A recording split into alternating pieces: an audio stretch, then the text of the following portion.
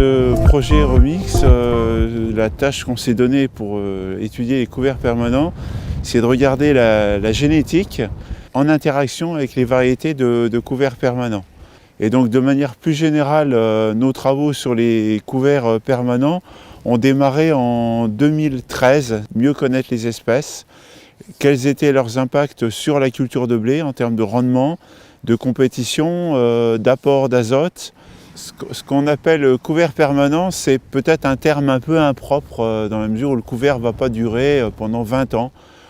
C'est plutôt un couvert qui va durer entre 1 an et demi et 3, 4, voire 5 ou 6 ans, mais c'est quelque chose qui a une durée de vie assez limitée dans le temps et qui va surtout cohabiter avec des cultures. Et en ce sens-là, c'est complètement inhabituel par rapport aux couverts d'interculture qui ont une durée de vie de quelques mois.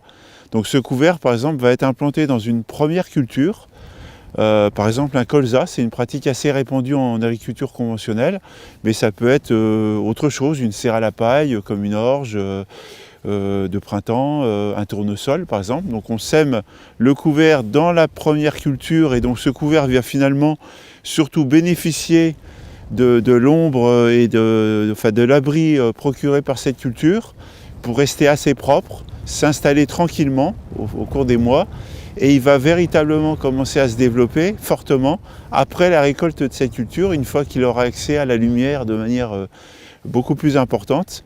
Et là, il est censé pousser très fort pendant l'interculture, donc fournir de la biomasse, fixer de l'azote atmosphérique, concurrencer les mauvaises herbes, et on va y ressemer dessus, en général en semi-direct, donc sans travail du sol, une deuxième culture, par exemple une serre à la paille, et puis ainsi de suite, le couvert peut voir plusieurs cultures se suivre. Donc les bénéfices qu'on vise, c'est les mêmes que les couverts d'interculture, classiques, couverts annuels, mais en maximisant leurs impacts. Donc on peut citer l'effet sur le stockage de carbone du sol ou la matière organique, sur la structure du sol, également des effets sur les adventices, hein, c'est une grosse motivation des agriculteurs de concurrencer les adventices. Ça peut être une source de fourrage, l'azote. On cultive des légumineuses comme couvert dans des systèmes de culture où il n'y a pas beaucoup de cultures légumineuses.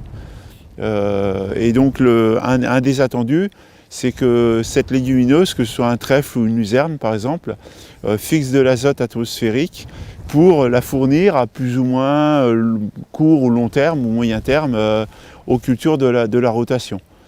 Donc finalement, il y a beaucoup d'attendus sur le plan agronomique, au niveau rendement, au niveau de la qualité des sols et au niveau donc environnemental. Par exemple, au niveau environnemental, on pourrait parler de limiter les gaz à effet de serre en stockant du carbone dans le sol. C'est un des leviers, par exemple, qui pourrait être actionné pour le futur label bas carbone qui est actuellement en cours de préparation. Sur un plan économique, on avait regardé différentes situations. Les couverts permanents peuvent avoir des conséquences extrêmement variées.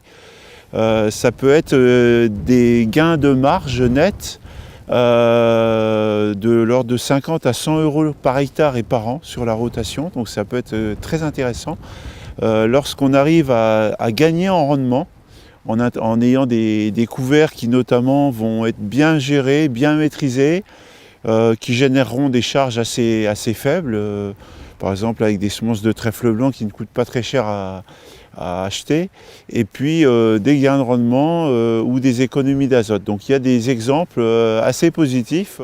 Les pratiques de couverts permanentes, elles ne sont pas très bien connues, à vrai dire. On ne dispose pas d'enquêtes qui permettent de situer la surface exacte en France qui serait occupée avec ce type de pratique. On sait que c'est encore assez faible hein, quand même globalement, même si ça se développe assez fortement. C'est notamment des agriculteurs qui sont en agriculture de conservation des sols, donc avec un travail du sol minimum et qui cherchent à maximiser les couverts végétaux dans leur rotation, qui se lancent dans ce type de pratique. Donc c'est quelque chose qui commence à prendre un peu d'ampleur avec notamment de la luzerne ou du trèfle blanc comme type de couvert installé. Les techniques de semis des couverts permanents elles peuvent être assez différentes selon la culture. On peut très bien, par exemple, semer en même temps le couvert avec une culture. C'est typiquement ce qui se fait en colza. On va semer la culture, par exemple, avec un semoir à céréales, et on va y associer parfois des plantes de compagne gélives, hein, comme des févroles ou d'autres plantes, du trèfle d'Alexandrie, et parfois rajouter des plantes pérennes, donc ces fameux couverts permanents comme du trèfle blanc. Pour d'autres cultures, on va des fois différencier la date de semis de la culture de la date de semis du couvert pour que la culture prenne l'avantage et éviter la compétition.